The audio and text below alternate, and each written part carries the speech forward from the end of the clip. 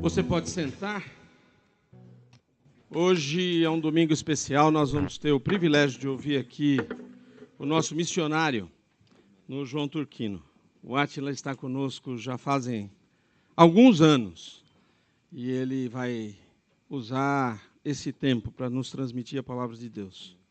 Você tem todo o tempo do mundo desde que acabe antes do meio-dia. Vamos orar? Pai querido, nós te agradecemos. Te agradecemos porque o Senhor nos dá a honra de podermos louvar o teu nome. Nós te agradecemos porque podemos agora, com tranquilidade, ouvir o que o Senhor tem para nos dizer. E nós te pedimos que o Senhor fale aos nossos corações, através do teu servo, por meio da tua palavra. Fica conosco e usa o Átila agora. É o que nós pedimos em nome de Jesus. Amém. Graças e paz, amém? Abra comigo sua Bíblia, lá no livro de 2 Samuel, capítulo de número 23. Livro de 2 Samuel, capítulo de número 23.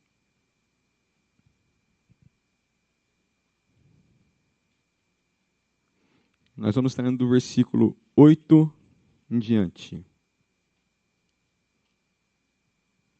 Todos acharam, amém? A palavra do Senhor diz assim: estes são os nomes dos guerreiros mais valentes de Davi. O primeiro era Jabezão, o Aquimonita, líder dos três, isto é, dos 3 guerreiros mais valentes dentre os soldados de Davi. Certa ocasião, usou a sua lança para matar 800 soldados inimigos numa só batalha. O segundo era Eleazar, filho de Dodô, descendente de Aoi. Ele era um dos 3 guerreiros que estavam com Davi quando enfrentaram os filisteus, depois que todo o exército israelita havia recuado. Eleazar matou os filisteus até que a sua mão ficou cansada demais para levantar a espada, e o Senhor lhe deu grande vitória naquele dia. Quando o exército voltou, os soldados só tiveram que recolher os despojos. Depois dele vinha Samá, filho de Agé, de Arar. Certa ocasião, os filisteus se reuniram em Leí e atacaram os israelitas, numa plantação de lentilhas. O exército israelita fugiu, mas Samá permaneceu em sua posição no meio do campo e derrotou os filisteus. Desse modo, o Senhor lhe deu grande vitória. Durante a colheita, quando Davi estava na caverna de Adulão, o exército filisteu acampou no vale de Refaim. Os 3 que faziam parte dos 30, um grupo de elite entre os valentes de Davi, desceram para encontrá-lo em Adulão. Nessa ocasião, Davi estava na fortaleza e um destacamento filisteu havia ocupado a cidade de Belém.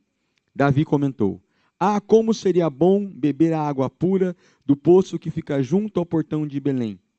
Então os 3 atravessaram as fileiras dos filisteus, tiraram a água do poço e a trouxeram a Davi. Ele, porém, se recusou a bebê-la. Em vez disso, derramou-a no chão como oferta ao Senhor. Que o Senhor não permita que eu beba desta água, exclamou. Ela é tão preciosa quanto o sangue destes homens, que arriscaram a vida para trazê-la. E Davi não a bebeu. Esses homens são exemplos dos feitos desses 3 guerreiros. Só até aqui, meus queridos. Amém? Um texto que muito me chama a atenção e que eu gosto do Antigo Testamento é esse texto desses 3 homens.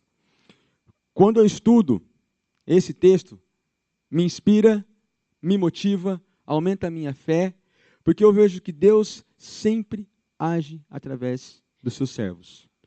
O que eu quero falar hoje com você é sobre isso, as ações de Deus através dos seus homens e mulheres. As ações de Deus através dos seus servos. Nós encontramos aqui o primeiro homem chamado Jabezão. Você já se imaginou a situação que esse homem se encontrava? Ele tinha uma espada e ele tinha 800 soldados inimigos pela frente. Ele tinha somente uma espada. O que era mais racional naquela hora?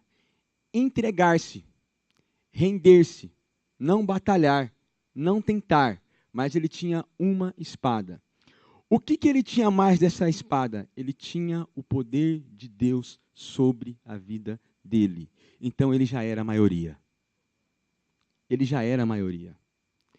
Deus sempre nos dá recursos. E às vezes nós não usamos esses recursos que Deus nos dá. Mas Jabezão, a espada que ele tinha, ele empenhou ela numa batalha. Era o recurso que ele tinha naquele momento. Eu quero dizer para você, o importante não é o recurso que você tem, porque não é recurso que eu e você que temos que vai nos dar vitória. É o poder de Deus sobre a gente que nos garante a vitória. É esse poder. E Jabezão lutou contra 800, e com uma espada ele venceu 800 homens. Com uma espada. E nós estamos vendo uma geração onde nós temos visto que alguns cristãos não têm usado sua espada. Não estão usando o poder de Deus sobre ele. Não têm usado a autoridade. Eu lembro de um texto lá em Lucas que o próprio Jesus disse, olha, eis que eu dou poder para vocês, para pisar de serpentes, escorpiões e toda a força do inimigo. Essa autoridade está sobre quem? Sobre nós, meus irmãos. Esse poder de Deus está sobre a gente. E Jabezão entendeu isso. O que Deus quer de mim, de você, Ele quer agir através de mim, de você, através do poder dEle sobre mim, sobre você. E às vezes a gente não atenta para isso. Naquele momento, eu acredito que pessoas como Jabezão são pessoas motivadas, são pessoas incentivadoras, são pessoas entusiasmadas. Eu acredito que naquele momento ele olhou para aqueles 800 homens e falou assim, meu, é hoje, é agora, é agora. E foi uma espada contra 800. É tão gostoso você ficar perto de pessoas que estão cheias de Deus. Não é gostoso? Você conversar com pessoas entusiasmadas, cheias de Deus. Faz muito bem. Eu já preguei lá no Turquino e falei que quando chegar no céu eu quero dar um beijo nesse Jabezão. Cara, você é fera. Você é fera porque você enfrentou 800 homens com uma espada e você venceu. Sabe por quê? Porque havia poder de Deus sobre ele. E existe poder de Deus sobre nós. Existe. A grande questão é que às vezes nós paralisamos e não atentamos para isso, que é possível vencer. É possível ganhar as batalhas. Apenas use o poder que Deus deu a você, o recurso que Deus deu a você é para ser usado. Eu acredito, meus queridos, que não existe falta de talento, existe falta de esforço. Não existe um ser humano nessa terra, não existe um cristão nessa terra que não tenha sobre ele o talento dado por Deus. Dons dados por Deus. Você tem talento, você tem dom, você tem poder de Deus sobre a tua vida. Então faça como Jabezão, use. Eu tenho só uma espada, então ela é suficiente. Sabe por quê? A força não está na espada, a força está no nome de Jesus. O poder está no nome de Jesus, não está nesse recurso, está no nome de Jesus. Amém? Outro caso que me impressiona é desse cara chamado Eleazar. O exército começou a recuar e ficou ele e Davi batalhando. Chegou ao ponto que a espada se grudou na mão de Eleazar. O que o exército fez? Recuou. O que Eleazar fez? Ficou com Davi guerreando. Recuar sempre vai ser mais fácil. Só que vamos para o texto aí. Olha que interessante, fala assim, ó, versículo 10. Eleazar matou os filisteus até que a sua mão ficou cansada demais para levantar a espada. E o Senhor lhe deu grande vitória naquele dia. Meus queridos, desistir sempre vai ser mais fácil. Mas aqueles que desistem não experimentam a grande vitória vinda da parte de Deus. Eleazar experimentou essa grande vitória, ao ponto que ele teve cãibra, a sua mão se grudou à espada, mas a Bíblia fala que o Senhor lhe deu grande vitória. Sabe por quê? Porque ele não desistiu. Ele permaneceu lá, ele continuou na guerra. Hoje nós temos visto famílias se desintegrando, pessoas desistindo.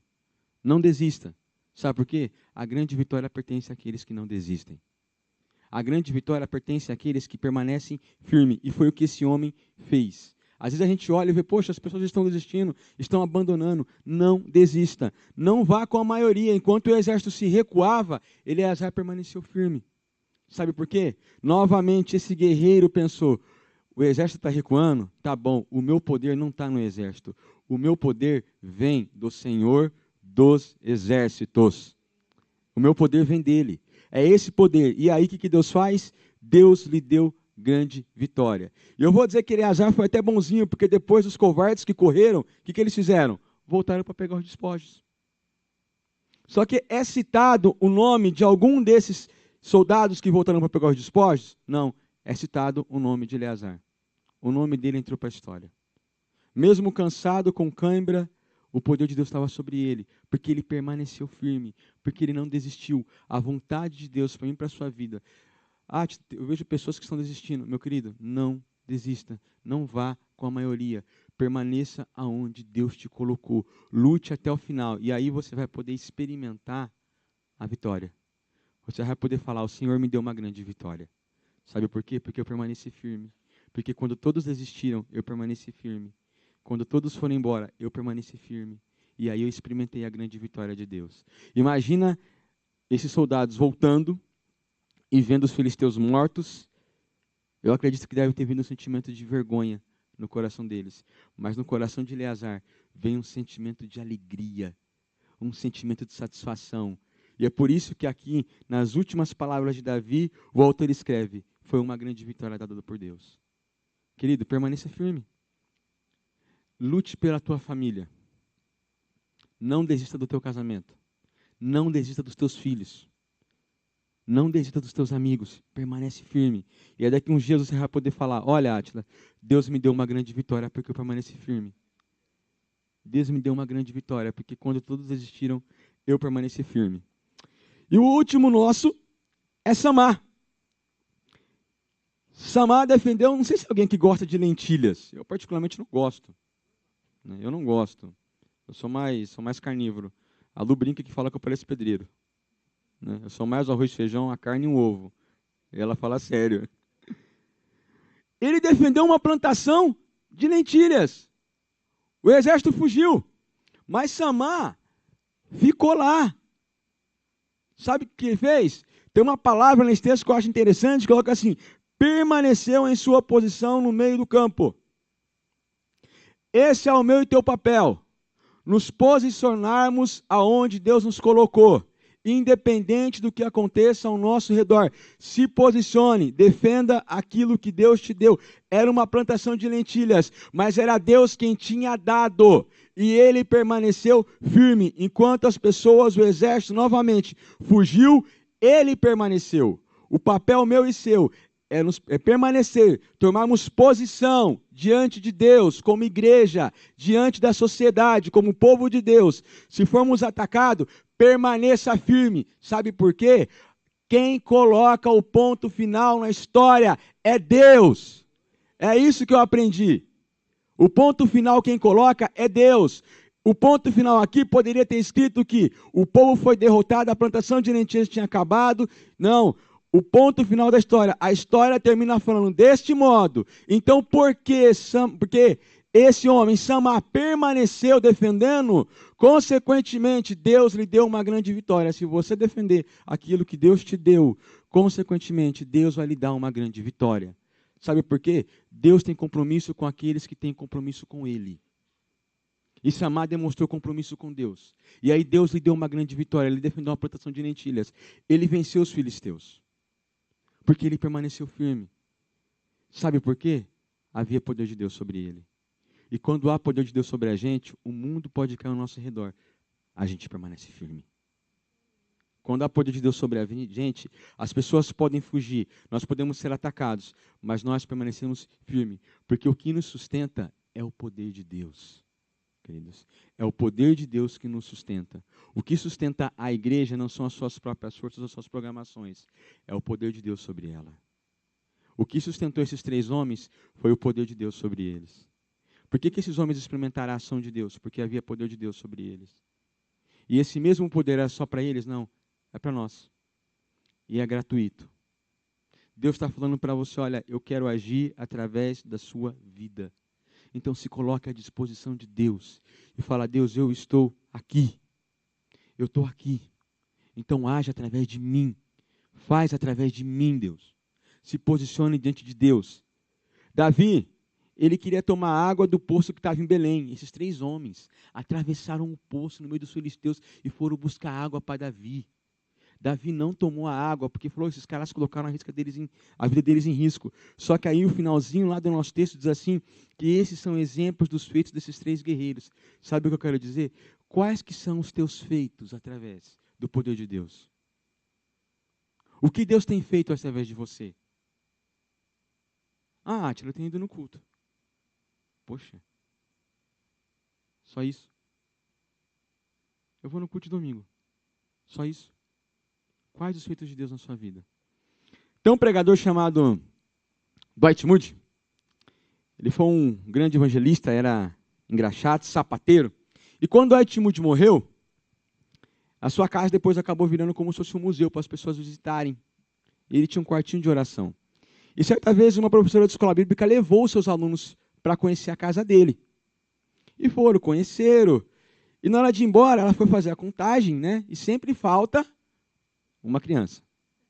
Sempre falta uma. E geralmente quem que é o que mais falta, a gente imagina que é o mais bagunceiro. E ela começou a contar, ela está faltando uma criança aqui. E ela voltou para casa, ela entrou na casa, e ela ouviu uma voz que vinha lá do fundo. E a voz que veio do fundo era do quarto onde Moody fazia suas meditações, suas orações. E ela entrou no quarto, tinha uma criança, com o joelho dobrado orando. Era Billy Graham. A oração de Billy Graham era a seguinte: Deus, o Senhor fez com Moody. Ele já morreu. Faz comigo agora. Deus, faz comigo. Sabe qual que é a minha oração? Deus, faz através da Catuaí. O Senhor já fez através de Abraão, de Isaac. O Senhor fez através de Moisés, de Davi, de Isaías. O Senhor fez através de Jesus, fez através de Paulo, de Pedro. Deus está na nossa hora, faz através de nós. Não deixa a gente passar em branco não, Deus. Sabe qual que tem que ser a minha tua oração? Deus, faz através de mim. Está na minha hora, Deus. Tem 800 soldados, então eu vou enfrentar. Eu vou enfrentar. Se a espada se apegar à minha mão, eu não vou abandonar a batalha. Se é um campo de lentilha, eu vou defender. Mas Deus, faz através de mim. Querido, não deixa passar em branco. Não deixa a tua história por essa igreja passar em branco. Não deixa a tua história passar em branco na tua família, no teu serviço, na tua escola, na tua faculdade. Não deixa passar em branco. A gente tem que fazer que nem Billy Graham fez lá atrás. Deus, o Senhor fez com esses caras. Deus, agora está na minha hora. Faz através de mim, Senhor. Está na minha hora, é eu, estou aqui, Senhor. E eu quero dizer que Deus faz, meu querido. Deus faz. Se você falar, Deus faz através de mim, Ele vai fazer. Só que às vezes a gente se contenta em passar em branco, sem ter feito nada, sem ter nenhum registro. Registre a tua história na vida de outras pessoas. Deixa a vida de outras pessoas marcadas no nome de Jesus. Façam que quando as pessoas se lembrarem de você, elas não se lembrem de você, elas se lembrem daquilo que Deus fez através de você na vida dela. Que elas se lembrem, sabe de quem? De Jesus. Que quando olhar para você fala, cara, sabe por que eu estou firme, cara? Porque Jesus usou esse camarada aqui, cara. Porque Jesus usou esse camarada para mudar a minha vida. E consequentemente elas vão fazer o vídeo que nós vimos aqui, as crianças falando, e daqui a 10 anos... Eu até falei para a Miriam, esse vídeo casou certinho com a mensagem. Deus tem que fazer e quer fazer. Queridos, está na hora de Deus fazer através de nós. Deus pode contar com você? Amém? Amém. Deus não chamou só o pastor Marcos. Deus não chamou só o pastor Rogério, não chamou só a Ellen, não chamou só a Mara, não chamou só a Lu. Deus chamou a todos nós. E Ele quer fazer através de nós. É contra 800? Vai contra 800, porque... Eu quero dizer para você que 801 para Deus é a mesma coisa. É a mesma coisa para Deus. Seja 800, seja 1, para Deus é a mesma coisa. Não muda nada. Sabe por quê? Porque nada pode mudar o poder de Deus. Então, não importa a quantidade. Eu gosto quando Paulo encerra o seu ministério falando assim, olha, eu combati o bom combate, eu acabei a carreira, mas eu guardei a minha fé. Queridos, vamos combater o bom combate. Sabe por quê? Porque existe o poder de Deus sobre essa igreja. Amém? Vamos orar ao Senhor, vamos focar de pé? A minha oração, a nossa oração, tem que ser agora a oração desse homem chamado Billy Graham. Deus faz através de mim. Está na minha hora, Senhor. Curva sua cabeça. Pai, nós queremos te louvar. Porque o Senhor é bom e porque a sua misericórdia dura para sempre, ó Deus. Porque todas as coisas pertencem a ti.